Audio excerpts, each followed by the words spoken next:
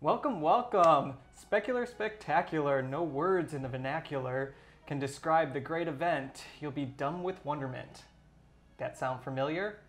Spectacular, spectacular, no words in the vernacular can describe this great event. You'll be dumb with wonderment.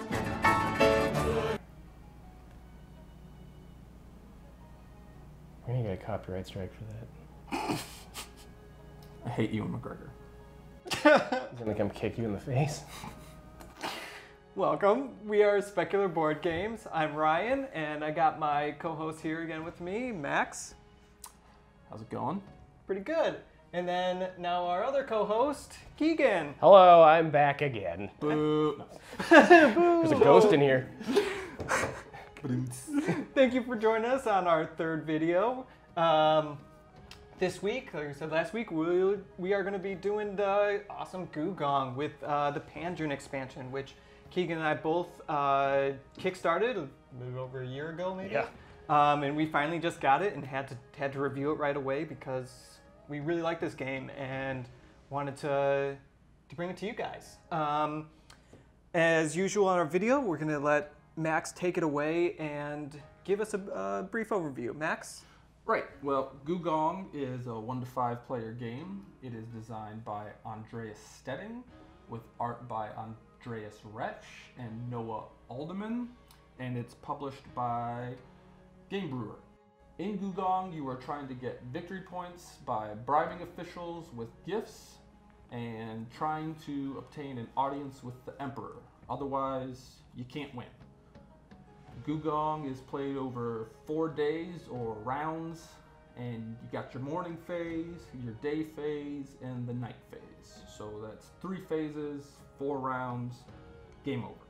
The morning phase is mostly just about resetting the board and maybe scoring some points and getting some servants, but the meat of the game is the day phase, where you are gonna exchange gifts, which are these cards here. You're going to exchange them at one of the 7 different locations on the board and put your newly acquired gift card in the discard pile for the next round. You got your travel location where you get to go around and collect taxes from the peasants, which basically just gives you a benefit and makes you really popular. There's the Great Wall where, you guessed it, you're going to try and renovate the Great Wall to score points. You can trade for Jade at the Jade Market.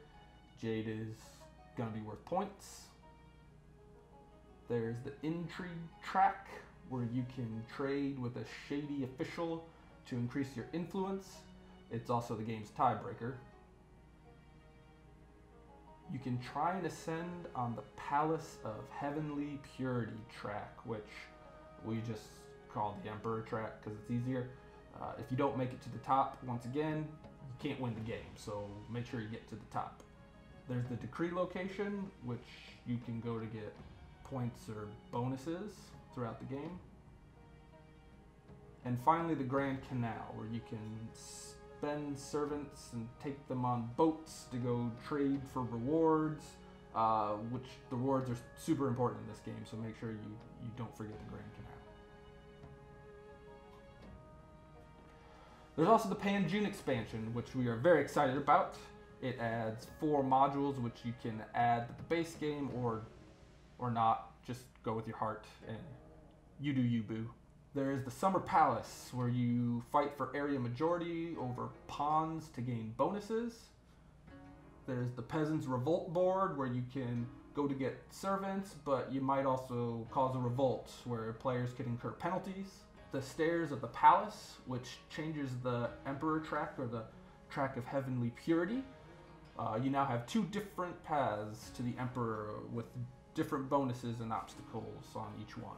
And there's the Extra Decrees and Gift Cards, which adds extra decrees and gift cards. That's right.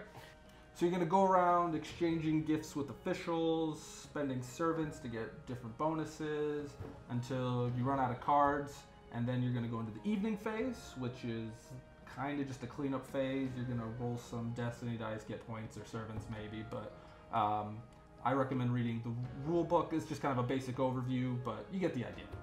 Yeah. Thanks, Max. That was a really good overview. Solid. Solid. So let's just get right into our review. Yep.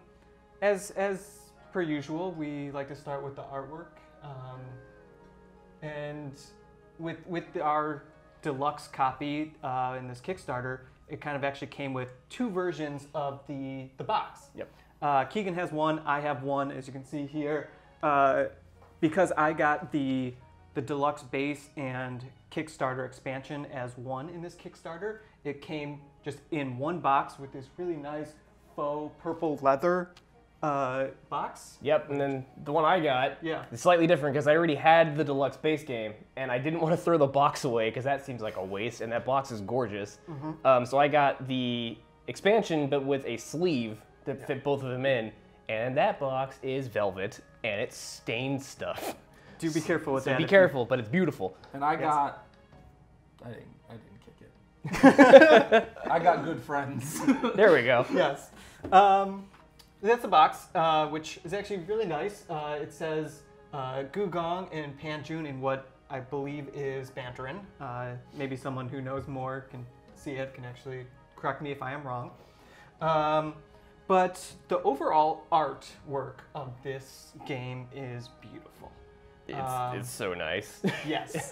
This is one where I definitely had Keegan not first shown me this game, where I fell in love with it, and I just kind of saw someone play it, I would just immediately go over, ask some questions about it, and actually want to learn it, just because of this table presence, this awesome artwork, which is kind of like this realistic top-down painting. Almost like It looks like art you would see in a museum if it was like here's a depiction of what this area of China Yeah. looked like back in the day. Like it looks that good, Yeah. which makes it sound like it's gonna be busy and a mess to look at, but it's super clear, which is weird because that doesn't always happen with games like this. Yeah. Like it could be easily convoluted, but it's not. It looks great. It looks like it's going to be cluttered and difficult to understand, but it's not. No, because they do where areas on the board where you actually need to like place your pieces down. They kind of put this white translucent spot with actually like a little border to help signify its location. So yeah, it's very easy to see. Won't take away from trying to figure out what's going on in the game. Not at all. Not at all.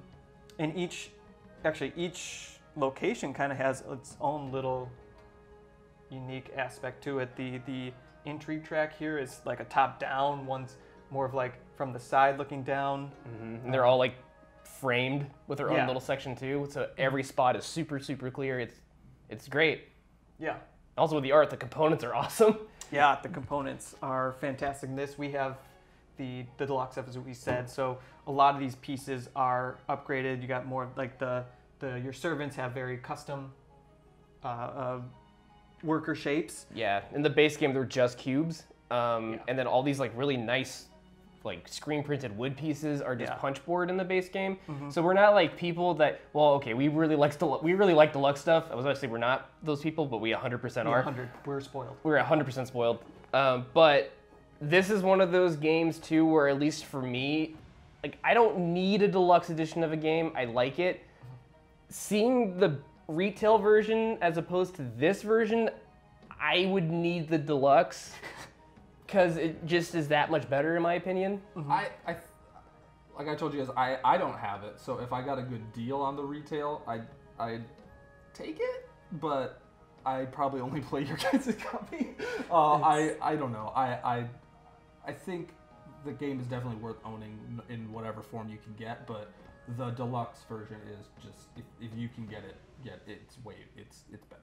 Not to mention too, this is like a small side note I just thought about. Game Brewer is great because not only does this all super nice and deluxe, they give you sleeves in the box for the cards. Yes. Oh, did they really? Yeah, they came with sleeves. That was amazing. I wasn't expecting that. That would be nice if more games did that. Yeah, come with sleeves, please. Yes. I really appreciate these game trays that it comes with because now you're not just digging through the plastic bags of trying to sort through stuff. It's just you take this out, you got it, you're blue, you're red, you know, it's nice. Yeah, they partnered with Game Trays and created really awesome individual player trays, Yep. as well as the whole box and all the components have a really nice game tray setup and takedown. It's great. It's because this game obviously has a lot of components and does take a little bit of time of setup. So this organization helps a lot, and you don't have to buy a broken token one or Yeah, you gotta wood glue one together. Yeah, so that's really, I appreciate it so much. Yeah, if all this was in bags, I would. It It's would like be the a first time nightmare. you sort scythe, and scythe Yeah. comes with like 150. I took all my scythe bags, and I was able to like bag up like 50 other games with just the bags that came with. Stop with all the baggies. Yes, the game trays almost alone makes it worth the deluxe. Absolutely. Yes. Yeah. But what do you think about the game? The important part? Well, yeah. I know we have different opinions about it from the initial play. Yes. Initial play, which was my copy, so because I picked it up from someone, I wasn't a big fan of it, and I felt like maybe I wasted my money when I bought the game. Something about the game didn't click with me when we played it the first time. But we played it twice this week, and with the expansion, this game has grown on me so much. Like, I actually really love this game now, which doesn't always happen with me with games. Usually it needs to hit me right away and I'm gonna keep it. Yeah. But I didn't want to get rid of the base game because it was so nice, like in Deluxe, so I felt bad getting rid of it, but now I'm so happy I kept it. And the first time I played it with you, I fell in love right away, and I tried to go out and find it, but when you told me that the Kickstarter was gonna have the base and the expansion, I decided to wait, which was very difficult. But I knew I kickstarted it within like the first hour of it dropping. I really enjoyed it a lot from the start, and now with the new expansion, I like it even more. I think it doesn't become bloated. It adds just what it needs to just kind of add on and build onto the theme and what's going on with strategies. I liked it. I was kind of in the middle. I liked it all right. I didn't like love it, but it definitely like wasn't forgettable. It was one of those games like I thought about here and there, and I was wanting to play. And when they said that the new one came in, I was actually really excited to play. And having played it again, I just want to play it again. Like it's definitely a game that grows on you, I think, or with you, it just initially loved. Yeah. But yeah, something about the mechanics of this, just it's not doing anything necessarily like totally different, but it does things uniquely enough, and it's got a unique enough theme, and it's pretty enough that it just sticks in your mind kind of, and you puzzle over what you could have done better. It's one of those games where you keep thinking on it, and I liken it to Trajan mixed with Ra, which is weird, but it's got the sort of lots of different places to get points and do different things on a board like Trajan, but where Trajan has the Mancala action selection, this has cards that you're putting down and grabbing a new card and putting in a discard pile, and then you're stuck with those cards for the next round. So if you have a bunch of really high good cards and you grab a bunch of low crappy cards, the next round you're going to be screwed. And that is the mechanic of it. I like the different locations and the ways to get points, but the tension of trying to think throughout the round, like, do I want to do that action because I'm going to get a really bad card for next round, I'm going to be stuck with it, or do I do a different action which is maybe suboptimal now, but it will give me a good card for next round and I can really pull off a nice combo. That mechanic in the game to me is just the core of it. I love that tension and trying to, oh, do I go for that spot now? Is Ryan going to take that card? Is Keegan going to take that card? Or do I wait a turn? Yeah, the card mechanic in this is solid and what keeps me coming back and that's thinking about it. That's the same for me, because like there's only so much you can do with worker placement nowadays. Like there's so many worker placement games, which is fine for us because we love worker placement games. Yeah. But the fact that these gift cards are basically your worker in a way, because that's what you use to go to a location to indicate that's what action you're taking, is really cool. Yeah. Like instead of just putting wooden people down, you're putting cards down and getting new cards for later, and you can soft block with those cards too. Like put a high value card down on a really good spot that people are going for. It kind of soft blocks people out for a bit. Yeah, it's without completely blocking someone out, because you can just pay 2 servants, discard a card, which actually could become a part of a strategy where you need to discard based on, say, the Destiny dice that are out, so that you can get servants for next round, get points, whatever your strategy might be. Yeah. So it's not like a complete block, but it could be maybe you could just be blocking someone for a round so that it hopefully comes back to you so that you can play a card from your round because you know you want to do that action again or something. Yeah. So it works really well, and what I really like is that there's definitely just enough locations that you can kind of take a strategy that you want without feeling too congested with everyone doing that. Yeah. Because there are so many different strategies that you can employ that if there was fewer and everyone is kind of doing something similar, this cards and everything would really start to become too blocky, too mean. But there's definitely just enough locations to do what you want to do without being overly competitive with your opponents. Yeah. Which kind of gets into player count, which you guys played it. You guys played at 2. I played at 3 and at 4, which I really like it at 3 because there's 2 sides of the board, so you can have a 1, 2, or 3 side, and then there's a 4 and 5 side. And playing at 3 feels like a perfect fit, kind of like there's definitely a lot of tension of going into spots and kind of a little bit of blocking, but it's not so open. 4, when you flip the board over and there's more spaces, it felt just a little too open. I almost would have rather had a 5th player so that it added more chaos and a little bit more tension to the game. Yeah. It was good at 4, but the play doesn't take so long that I feel like there was a little bit of downtime, but it wasn't horrible. So with 5, if everybody knew the game, I feel like you could play this through pretty quick. At 3, it was good too, but if it's one of those times where it's like you have 5 players, what are you going to play? I would still play this. It's not a game where I'd be like, no way, that's going to take 3.5 hours. Right. Yeah. With 2-player too, like you and I played a 2-player game in 45 minutes, but that also was like we hadn't played in a long time, and we were APing, trying to think of like optimal strategies for things. But really, with 2 players that know this game, this becomes a thinky filler. Yeah. Minus the footprint it has on the table because it's massive. But if you are like having a game night and you and your friend are there and like, waiting for other people to come over, not now because of COVID, don't do that now. But as we are all sitting here. Well, yes, but don't We're do in our it. unit.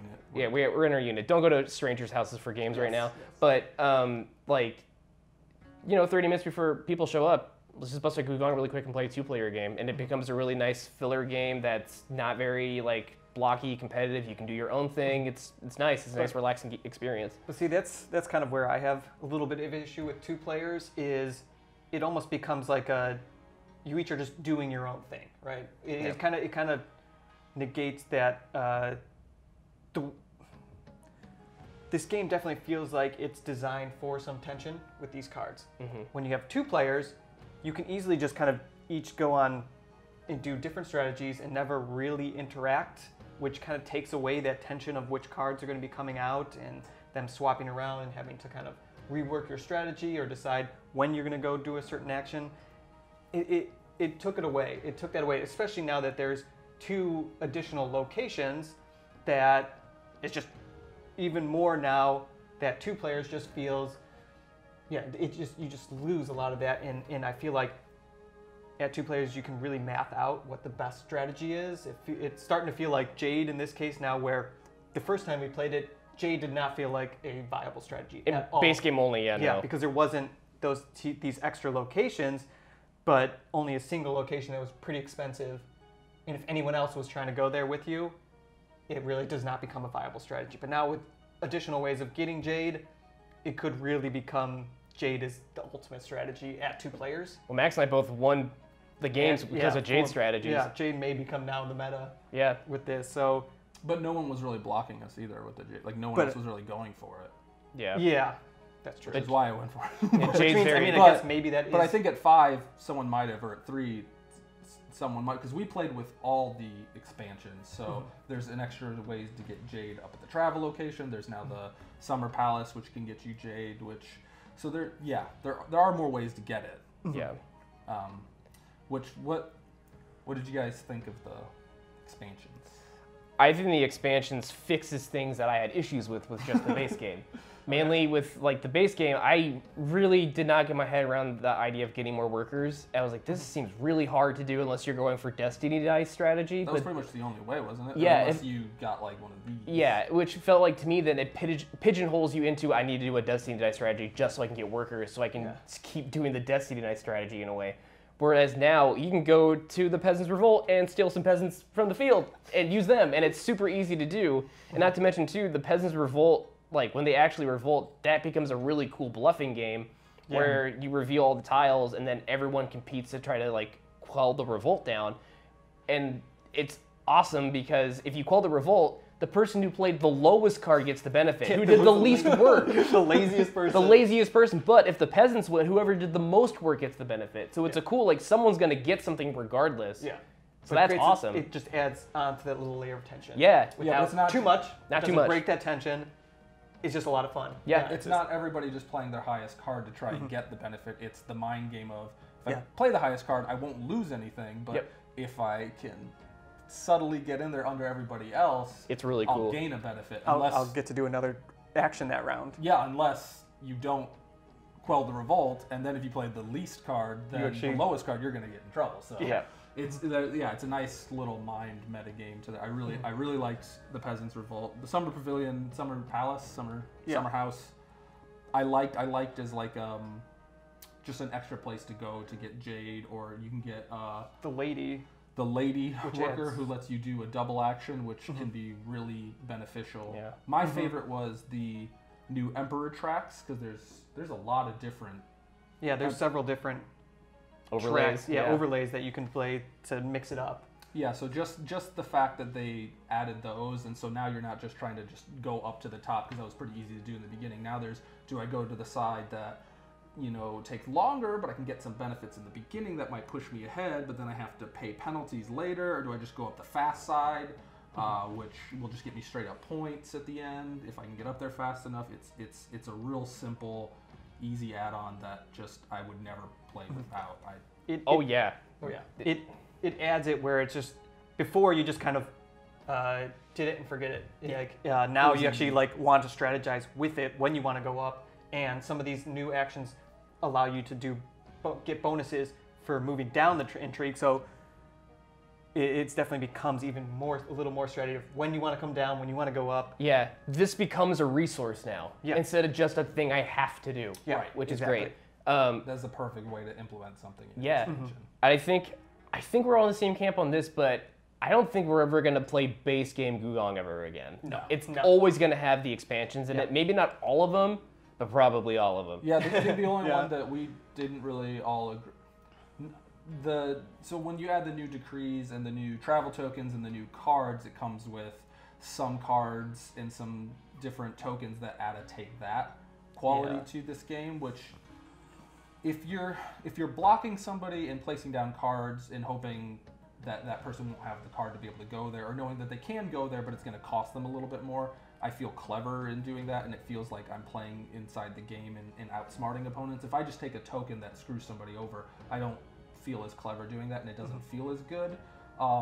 So we didn't hardly even use. I mean, we played with everything, but we didn't come across a lot of cards with take that. We didn't hardly go to the tokens that there's a token that if you put down somewhere, every time somebody goes there, you get a point and they lose a point, which just feels like unearned. Like it doesn't feel like I earned that. Yeah, I don't think by just going somewhere, which we just didn't. No one ever did it. Yeah. But other than that, it does add the new expansion adds the 0 cards and the 10 cards. Which, the 0 and the 10 are great. Yeah, it's the best part. I didn't think I'd like when I was reading the rules, but then in the game when they came up, I was really excited that they came up, and they just add another easy layer inside of the game that's already there that is just brilliant, I think, with how to add blocking with the 10, because the 10's the highest card, so you can go anywhere, but now anybody who wants to take that location has to take the 10, which means they can go anywhere, but they also, there's nothing that beats a 10, so you have to spend servants or spend an extra card, and it just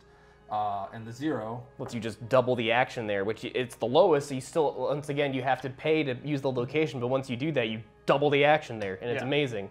Not to mention, too, the cards also have bonus actions on them, and it's great. So you basically get to do 2 things in a turn, which makes you feel like you do a lot. And then the other cool thing too is they easily could have done a thing where all the 4s have the same bonus, but they didn't do that. And so you actually have to look like, well, there's a 4, but this 4 has this other bonus I'd rather have. So you have to figure out then, do I want to go here strictly for this bonus, or do I want to go here because I'd rather do that but have a weaker bonus? It's really cool. It's also it's deceptive in the sense of this game is in this like in Grand Austria Hotel. You look at that game, you get 2 turns over 7 rounds. I think you're getting like 14 actions in the game. In this game, you got 4 cards. You got 4 actions around. You can get more cards. I think you ended up with 6. I ended up with 5. Yeah. But even 5 actions, 4 rounds. It's 20 actions in this game. Like, how are you going to get to the top of the track? Get 40-something points. Maneuver around these, like all these things, you get a lot done in like your 4 actions in a round. Like I always feel slightly like, how am I going to do this? How am I going to get all this? How am I going to, especially if somebody starts going up, like Aiden kept scoring points, and he was at at the end of the game I had like 9 and he had like 20 something, but he didn't go for end game victory points. Yeah. So it definitely is like a puzzle that I really enjoy trying to. There's not a lot of actions that you're taking, but there's a lot of game inside those actions. Yeah. Yeah. And these new locations to go to, where like some expansions will add all these extra things that just kind of end up making it bloated. Yeah. These perfectly add on and build up on some of the other locations, and without it becoming too bloated, it doesn't feel like it's adding on to extra. It actually creates some new interesting tension that maybe wasn't there before, and it didn't just, they could have easily just come here and found a way to get people, but then they also added the revolt portion, which kind of helps balance it without it. Yeah, right. Because that's really great. And then just adding the summer pavilion house here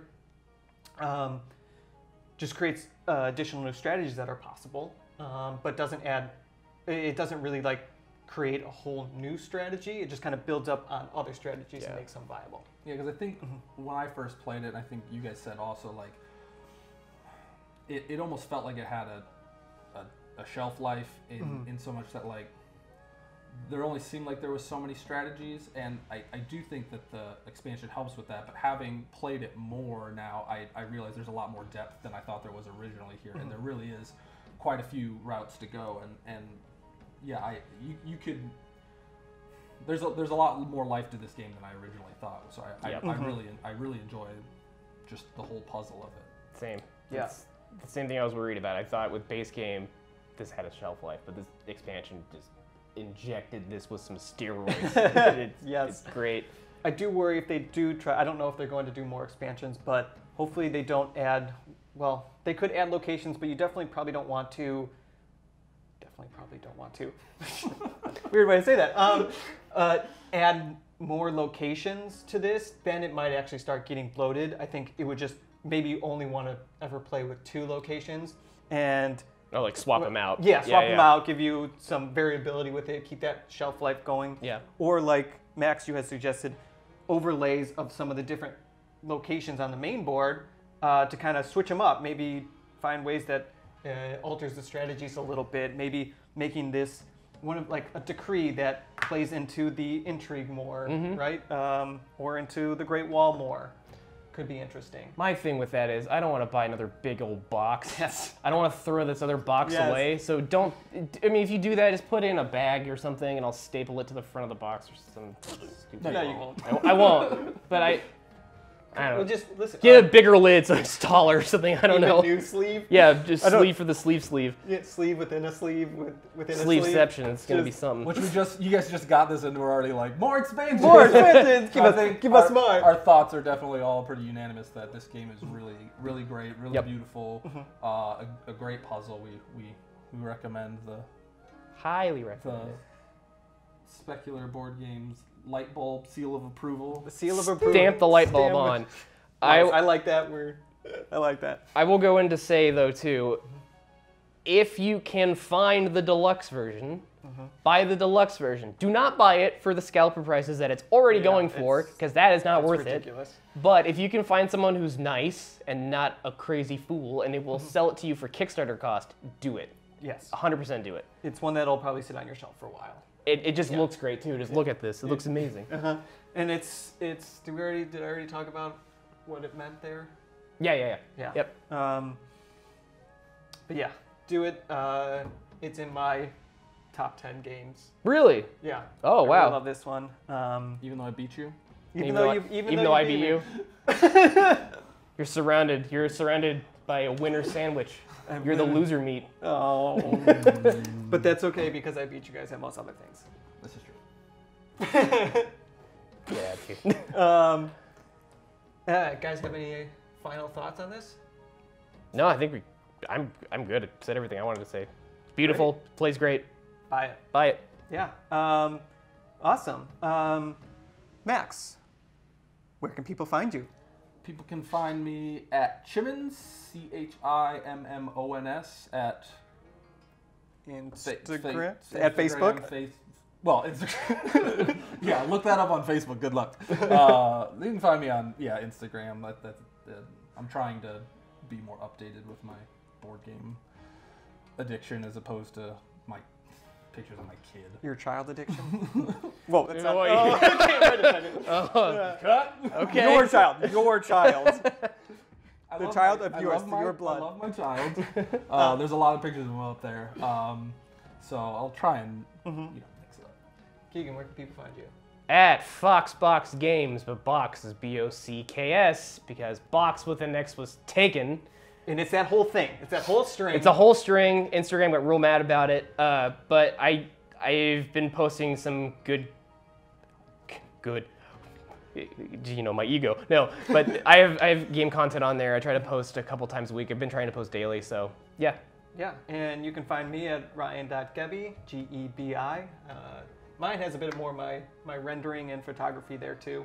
And you can follow us on Twitter at specular_BG.